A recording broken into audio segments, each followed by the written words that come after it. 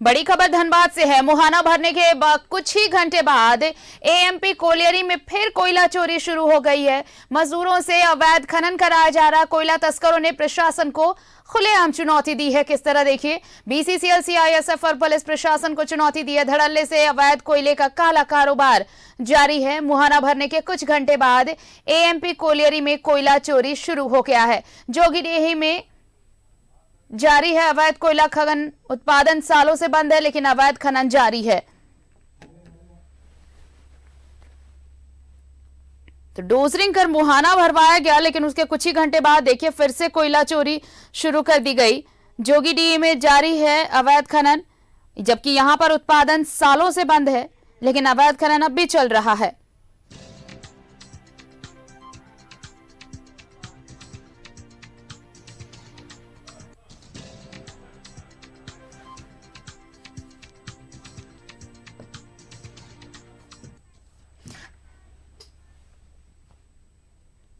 सहयोगी अशोक इस वक्त हमारे साथ जुड़ रहे हैं। सीधे धनबाद का रुख कर लेते हैं। अशोक, देखिए कोयला चोरी को लेकर के सिर्फ बातें नहीं हो रही है, लोग मतलब तस्करों की बात आप छोड़िए, अब सियासी बवाल भी इस पर शुरू हो चुका है। बयानबाजी लगातार चल रही है, लेकिन दूसरी तरफ जमीनी हकीकत भी देखिए उससे परे नहीं है। कल ढुल्लू महतो ने जिस तरह बयान दिया कि काफी कोशिशें हो रही हैं, इसके बावजूद कोयला चोरी हो रही है। और जो चीजें अब सामने आ रही हैं कि मुहाना भरवाया गया कुछ घंटे पहले ही, अभी डोजरिंग हुई और फिर से कोयला चोरी शुरू कर दी गई। जोगीडीही का भी मसला सामने है, सालों से उत्पादन बंद है, लेकिन अवैध खनन चल रहा है। बिल्कुल आरती, आपने सुना होगा कि तू डाल डाल तो हम पात पात, यही कहावत यहाँ पर चर्चात पूरी तरह से हो रहा है। एक तरफ देखिए बीसीसीएल के आला अधिकारी उस मुहाने को भरा रहे हैं और दर्जनों लोगों की जान बचाई जा रही है। उसके बावजूद भी कुछ घंटे बीते नहीं और फिर वहीं पे जाके उसी स्थल पे जाके उस मुहाने को हटाकर अंदर से पूरी तरह से कोयले की चोरी कर रहे हैं।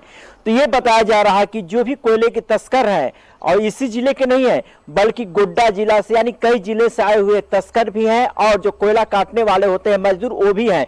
उनको एक लालच दी जाती है। देखिए प्रति घंटा दिया जाता है कि यदि 1 घंटे का हम 200 रुपए देंगे, 300 रुपए देंगे, इतना तुम कोयला काटोगे। तो यानी घंटे के आधार पर वो कोयला काटते हैं। और पूरी तरह से जो है बीसीसीएल हो, पुलिस प्रशासन हो, सीआईएसएफ जवान हो, उनको पूरी तरह सब चैलेंज कर दिए हैं कि अगर आप कितना भी एक्शन लीजिएगा, कितना भी कार्रवाई कीजिएगा, हम लोग उससे पीछे हटने वाले नहीं है। क्योंकि अगर हम लोग चोरी करते हैं तो चोरी करते ही रहेंगे। तो एक पूर्ण रूप से हम कहें कि पुलिस को पूर्ण रूप से चुनौतीपूर्ण है। और इसी को लेकर लगातार आप देखिए जिला प्रशासन भले दावा अगर कर रही हो कि हम कोयले पर पूरी तरह से रोक लगा रहे हैं, लेकिन जिस तरह तस्वीर, जिस तरह खबरें आ रही हैं सामने, वो साफ दावा कर रहा है कि कहीं पुलिस प्रशासन का कोई सुनने वाला नहीं है। हाँ, इतना अगर पुलिस प्रशासन कह रही हो कि हम रोक लगा रहे हैं, कागज में जरूर रोक लगाती होगी, लेकिन धरातल पे कहीं नहीं दिख रहा है आरती।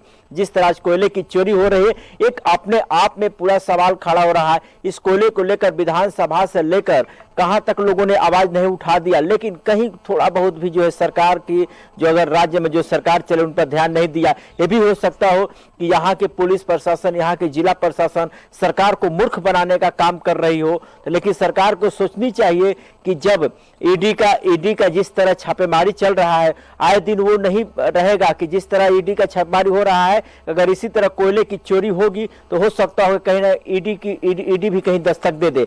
तो ये एक अपने आप में आर्थिक बड़ा सवाल है। ये कोयला पर रोक लगाना, इसमें सबकी प्राथमिकता होती है। भले ढुल्लू महतो या राज सिन्हा इस आवाज को उठा रहे हैं कौवे की तरह, अलग बात है, लेकिन अब धरातल पर जाना चाहिए। लोगों को यह समझना चाहिए कि आखिर कोयले की चोरी कैसे रुकेगी, क्योंकि आए दिन कई जिंदगियां जो है मौत के गाल में समा गई हैं।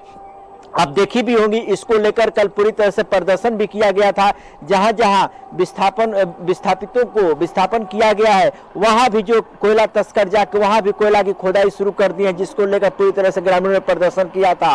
विशेष अधिकारियों के सामने विशेष अधिकारियों ने आश्वासन दिया था कि हम कार्रवाई करेंगे, लेकिन कार्रवाई कैसे होगी? हम ये भी कह सकते हैं कि हो सकता हो कि पुलिस से भारी पड़ जा रहे कोयला तस्कर। यही कारण है कि पुलिस पीछे पांव खींच ले रही है और वहां पर नहीं पहुंच पा रही है।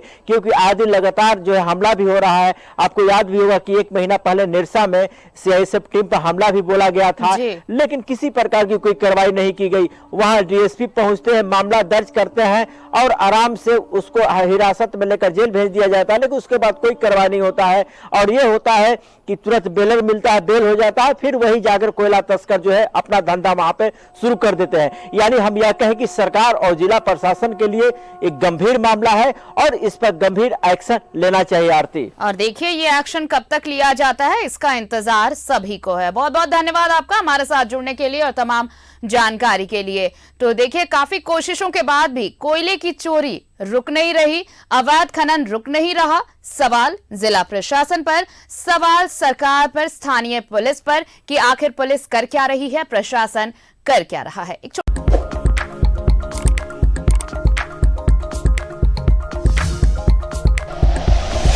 Like and share videos, subscribe करें हमारा चैनल और प्रेस करें बेल आइकॉन। न्यूज़ 11 भारत, सच है तो दिखेगा।